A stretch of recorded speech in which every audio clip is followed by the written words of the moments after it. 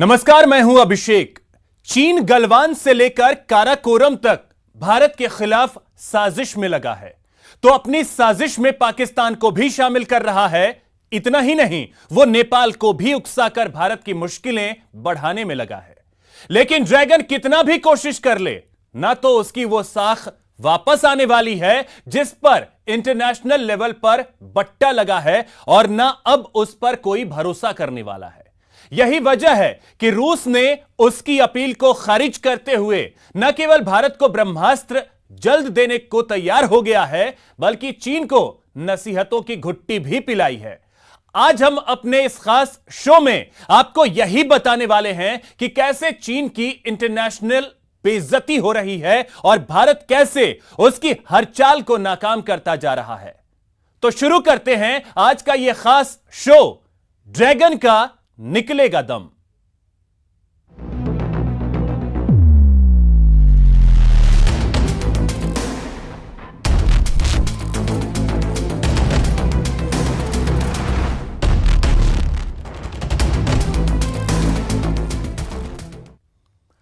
तो मॉस्को में आयोजित विक्ट्री डे परेड के दौरान चीन की ओर से बड़ी कोशिश की गई कि रूस भारत की बात न माने, उसे इस वक्त हथियारों की डिलीवरी न करे। लेकिन रूस ने न केवल भारत का साथ देने का वादा किया, बल्कि यह भी साफ कर दिया कि रूस भारत से किए हर करार को पूरा करेगा।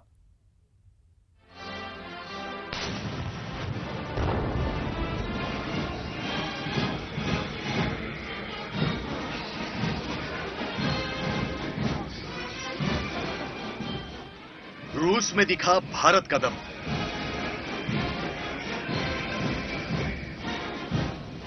चीन के होश हो गए गुम। भारत के खिलाफ रूस को भड़काने में लगा चीन, लेकिन कामयाब नहीं हो पाई चीन की चाल। कदम से कदम मिलाकर चलते ये जवान रूस में हिंदुस्तान की शान बढ़ा रहे हैं। रूस की विक्ट्री डे परेड में भारत के जवानों ने भी अपना दम दिखाया।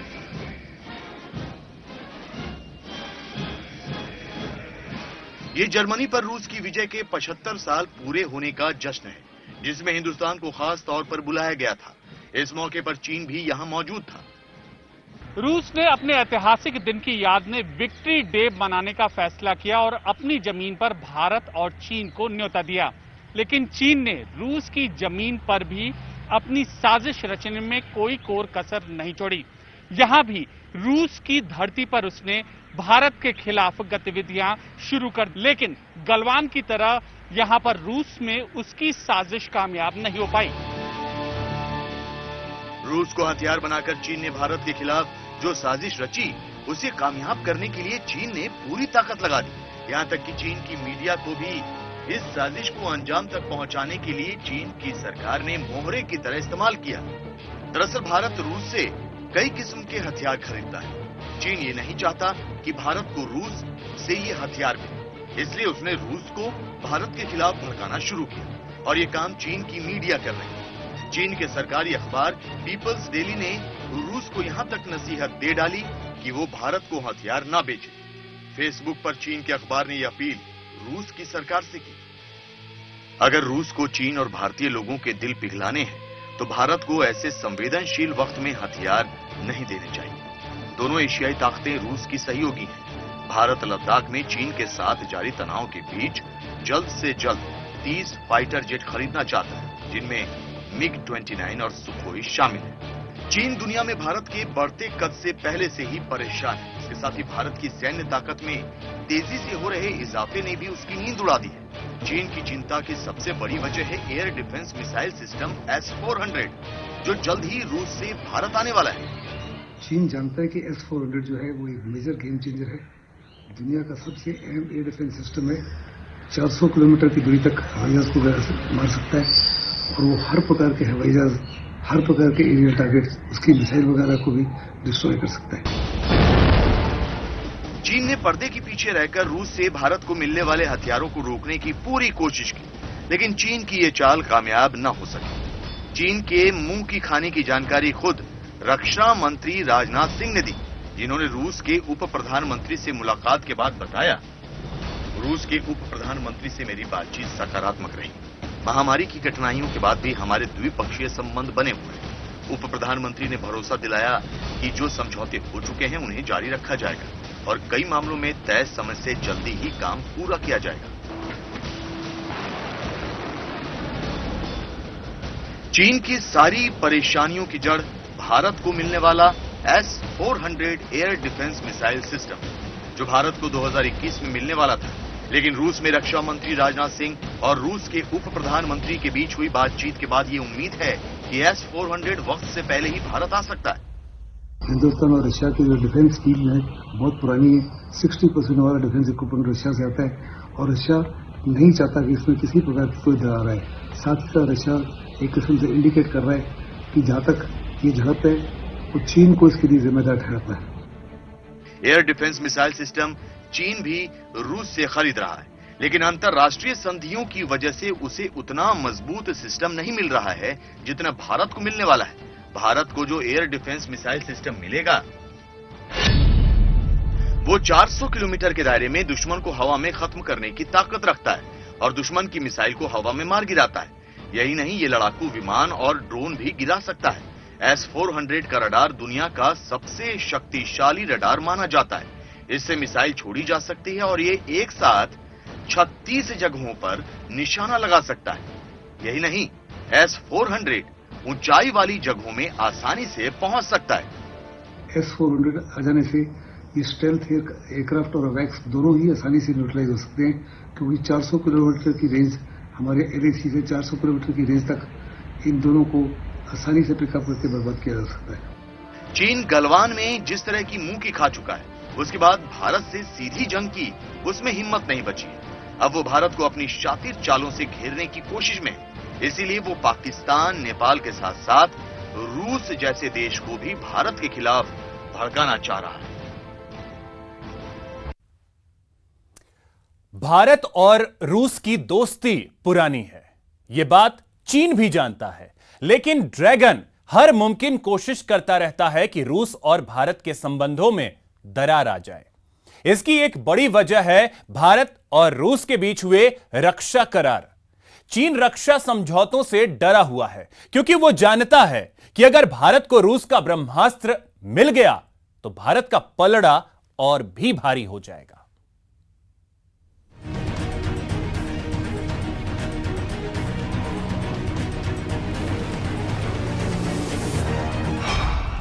रूस ने अनसुनी की चीन की बात। रूस ने किया चीन की नसीहत को दरकिनार।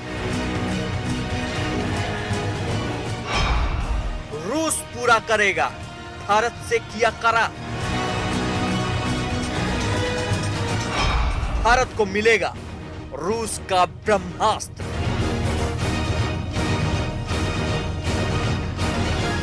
लद्दाख में सीमा पर चल रहे तनाव के बीच रूस ने भारत को भरोसा दिया है कि वो दुनिया के सबसे advance air defence missile system S-400 की जल्दी डिलीवरी करेगा। भारतीय रक्षा मंत्री राजनाथ सिंह के साथ बातचीत के दौरान रूस के उप प्रधानमंत्री यूरी इवानोविच बोरिसोव ने यह आश्वासन दिया है। भारतीय रक्षा मंत्री राजनाथ सिंह रूस में विक्ट्री डे परेड की 75वीं वर्षगांठ में शामिल होने गए हैं।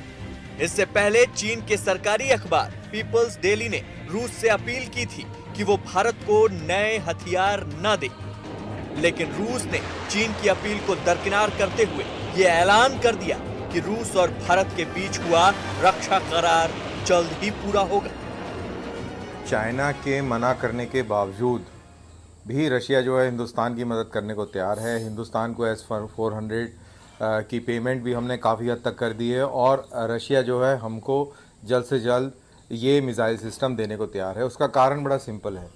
हमारे रशिया के साथ में तकरीबन 70 साल पुराने संबंध हैं और चाइना के संबंध अभी कोल्ड वॉर की समाप्ति के बाद बने हैं और वो मजबूरी वाले संबंध हैं। भारतीय रक्षा मंत्री राजनाथ सिंह के मुताबिक भारत और रूस के बीच विशेष सहयोग है और रूस ने भरोसा दिलाया है कि भारत के साथ किए गए समझौते तेजी से पूरे किए जाएंगे। रूसी उप प्रधानमंत्री से मेरी बातचीत बहुत सकारात्मक रही। महामारी की कठिनाइयों के बाद भी हमारे द्विपक्षीय संबंध बने हुए हैं। मुझे भरोसा दिलाया गया है कि जो समझौते किए जा चुके हैं उन्हें जारी रखा जाएगा। यही नहीं, कई मामलों में इनको बहुत कम वक्त में पूरा किया जाएगा। रूसी अखबार स्पुतनिक न्यूज की रिपोर्ट के मुताबिक भारत ने रूस को S-400 मिसाइल डिफेंस सिस्टम को जल्दी देने का आग्रह किया था, जिसे रूस सरकार ने मान लिया है। 2018 में भारत और रूस के बीच दुनिया के सबसे advance air defence missile system S-400 की डील हो चुकी है। ये डील $5 अरब यानी 40,000 करोड़ रुपए में फाइनल हुई थी। डील के मुताबिक भारत और रूस के बीच S-400 के 5 यूनिट खरीदने का करार हुआ है। इसके अलावा भारत रूस से 31 फाइटर जेट भी खरीद रहा है। भारत ने T-90 टैंक के स्पेयर पार्ट्स को लेकर भी रूस से बात की है। भारत और रूस ने नौसेना के लिए तलवार श्रेणी के फ्रिगेट और हेलीकॉप्टर के लिए भी करार किया है। जिस प्रकार से हमारी स्ट्रेटेजिक पार्टनरशिप है और जिस तरीके से रशिया हमको डिफेंस रिलेटेड मामलों में सपोर्ट करता रहा है, जिस प्रकार से रशियन हथियार हिंदुस्तान की सेनाओं में अभी भी 70% से अधिक हैं, तो ये सारी चीज़ें जो हैं इनके चलते चाइना बिल्कुल वाकई परेशान है। क्योंकि अगर टेक्नोलॉजी पॉइंट ऑफ व्यू से देखा जाए तो चाइना से हिंदुस्तान की टेक्नोलॉजिकल एज काफ़ी ज़्यादा है, ख़ास तौर से नेवी के अंदर, एयरफोर्स के अंदर, जहाँ पर चाइना जो है वो हमारे नज़दीक कहीं भी नहीं आता है। इससे पहले रूस ने यह कहा था कि कोरोना वायरस को देखते हुए वो S-400 डिफेंस सिस्टम दिसंबर 2021 तक सप्लाई करेगा। फरवरी महीने में रूस के उद्योग मंत्री डेनिस मंतुरोव ने भारत के लिए S-400 बनाने की शुरुआत का ऐलान किया था। इससे पहले चीन ने अपने माउथपीस पीपल्स डेली के जरिए रूस से अपील की थी कि वो ऐसे संवेदनशील वक्त में भारत को नए हथियार न दे। चीन के सरकारी प्रोपेगेंडा अखबार पीपल्स डेली ने रूस को यहां तक नसीहत दे डाली कि वो भारत को हथियार न बेचे। पीपल्स डेली ने फेसबुक पर society for oriental study of रूस नाम के ग्रुप में लिखा है, एक्सपर्ट्स कहते हैं कि अगर रूस को चीनी और भारतीयों के दिल पिघलने हैं तो भारत को ऐसे संवेदनशील वक्त में हथियार नहीं देने चाहिए। दोनों एशियाई ताकतें रूस की करीबी सहयोगी हैं। लद्दाख में चीन के साथ जारी तनाव के बीच भारत जल्द से जल्द 30 फाइटर जेट खरीदना चाहता है, जिनमें MiG-29 और 12 सुखोई 30 MK शामिल हैं। चीन शायद ये बात भूल चुका है कि भारत और रूस के संबंध काफी पुराने हैं और इसके अलावा रूस ने जरूरत के वक्त भारत की मदद की है। सूत्रों के मुताबिक लद्दाख में भारत और चीन के बीच तनाव को देखते हुए भारतीय वायुसेना ने रूस से 21 नए MiG-29 और 12 Su-30 MKI खरीदने का प्रस्ताव सरकार को भेजा है। रूस इन दिनों MiG-29 लड़ाकू विमानों को आधुनिक बना रहा है। आधुनिकीकरण के बाद ये विमान चौथी पीढ़ी के लड़ाकू विमानों के बराबर हो जाएंगे। रूस सरकार के मुताबिक वो जल्द से जल्द इन विमानों के वो चीन के लिए बड़ा संदेश है, क्योंकि रूस भी चीन की फितरत को जानता है, लिहाजा वो भी भारत के साथ है। चीन इसलिए भी परेशान है क्योंकि दुनिया कोरोना मामले पर उसे ही गुनहगार मानती है और अब भारत के साथ सीमा विवाद मुद्दे पर भी चीन अकेला पड़ गया है। लिहाजा चीन अपनी साख बचाने के लिए हर मुमकिन कोशिश कर रहा है।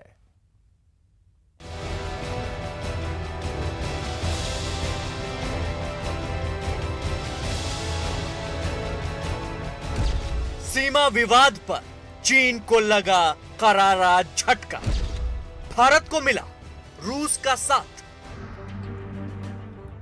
लद्दाख सीमा की गलवान घाटी में 15 जून को भारतीय और चीनी सैनिकों के बीच हुई हिंसक झड़प के बाद दोनों देशों के बीच हालात सुधरे नहीं हैं। सीमा पर तनाव बना हुआ है, लेकिन इस दौरान चीन के लिए एक बुरी खबर आई है।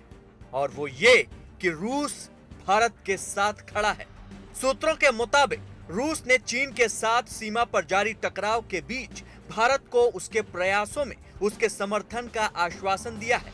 रूस ने कहा कि भारत और चीन दोनों ही उसके करीबी पार्टनर और दोस्त हैं, लिहाजा वो कभी ये नहीं चाहेगा कि भारत और चीन के बीच विवाद बढ़े। रूसी विदेश मंत्री सर्गेई लावरोव और भारत में रूस के राजदूत निकोलाई कुदाशेव ने भारत चीन सीमा विवाद के जल्द हल होने की उम्मीद जताई है। भारत में रूस के राजदूत निकोलाई कुदाशेव के मुताबिक, हम एलएसी पर तनाव कम करने के प्रयासों के सभी चरणों का स्वागत करते हैं, जिसमें दो विदेश मंत्रियों के बीच बातचीत भी शामिल है और आशावादी बने रहें। सिर्फ रूस ही नहीं बल्कि अमेरिका भी गलवान घाटी के मुद्दे पर भारत के साथ खड़ा दिखाई दे रहा है। अमेरिकी राष्ट्रपति डोनाल्ड ट्रंप भी कह चुके हैं कि वो इस मुद्दे पर भारत और चीन दोनों के साथ बातचीत कर रहे हैं।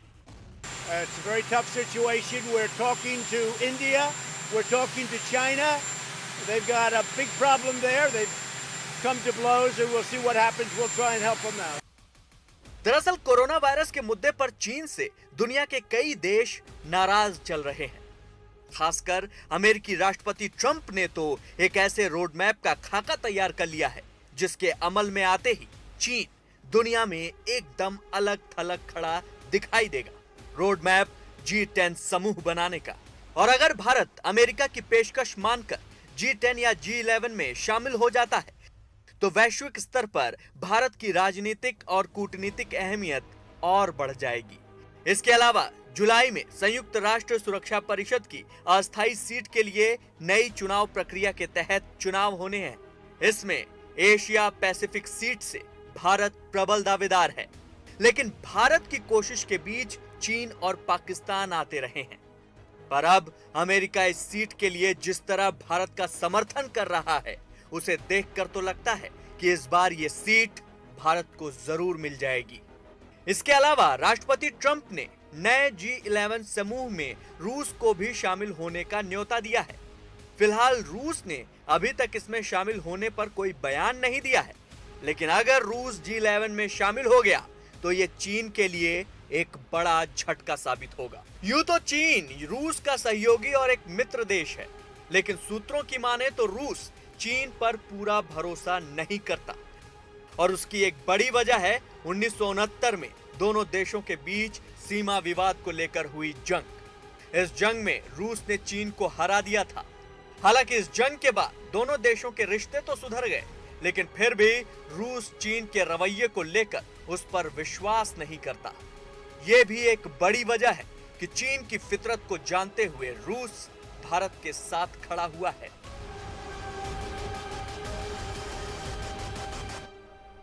यहां रुकेंगे एक छोटे से ब्रेक के लिए।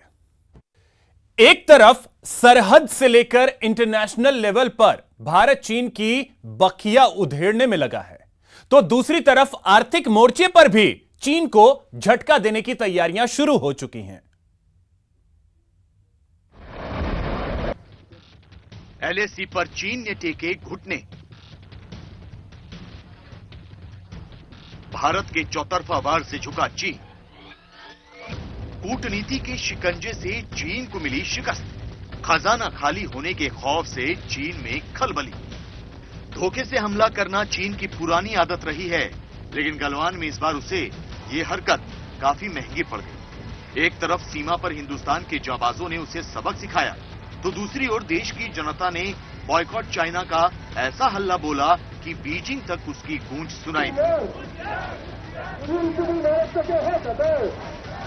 हम पूरे देश में अपील कर रहे हैं कि चाइना कंपनियों का बहिष्कार करो, चाइना उत्पादों का बहिष्कार करो। केवल 2 या 3 लोगों की टोली जाकर हम लोग परिवारों में संपर्क कर रहे हैं कि चीनी उत्पादों का पूरी तरह से अपने जीवन में बहिष्कार करें और भारत के दुश्मन चीन को अच्छी तरह से एक सबक सिखाएं। एक जमाने से चीन का विरोध करते चले आए, चीन का सामान का विरोध करते चले आए, चीन की कैंची का विरोध करते चले आए। लिहाजा आगे जितना भी जो सामान कैंची हो या कोई भी और उद्योग का सामान रखा हो चाइना का, वो सब लाके सड़क पर फूके। एलएसी पर चीन ने यूं ही हथियार नहीं डाल दिए। सेना के साथ साथ सरकार और देश की जनता ने चीन के खिलाफ जो मोर्चा खोल दिया, उसके बाद से ही चीन के सभी रास्ते बंद हो गए। चीन को घेरने के लिए भारत सरकार ने जो चक्रव्यूह तैयार किया, उसमें चीन को आर्थिक मोर्चे पर चोट पहुंचाने की जो रणनीति तैयार हुई, उससे चीन को जबरदस्त नुकसान हुआ। ये एक बड़ी वजह थी कि जो चीन डोकलाम में 73 दिन बाद रास्ते पर आया था, वो गलवान में सिर्फ 7 दिन बाद ही पस्त हो गया।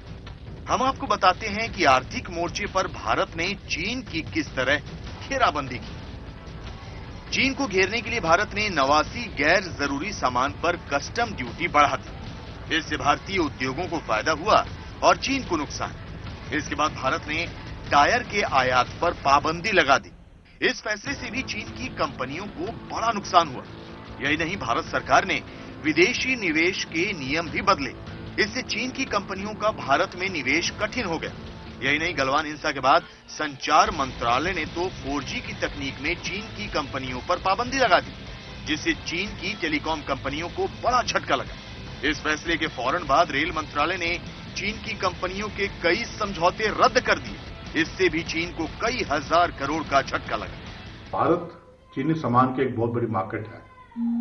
दोनों देशों के बीच तकरीबन $92 बिलियन का ट्रेड होता है। इसलिए चीन के लिए ये भारतीय चीनी गुड्स का बहिष्कार जो है वो चीन के लिए महंगा पड़ रहा है।